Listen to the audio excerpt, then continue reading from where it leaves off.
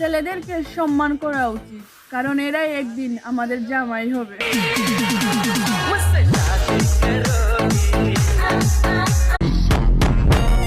পরিবর্তন সেটা আমি অবশ্যই আনবো, তবে সেটা চেহারার না, নিজের অবস্থানের। ইনশাআল্লাহ।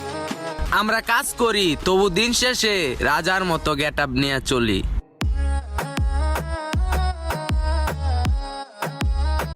আমার লাইফে অতীতে কি হয়েছে না হয়েছে ওইটা ভাবার সময় নাই। I am changed.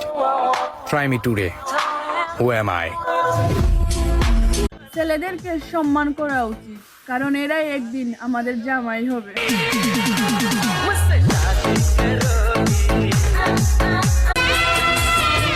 মেয়েরা তাকেই ঠকায় যে তাকে নিয়ে সংসার করতে চায়।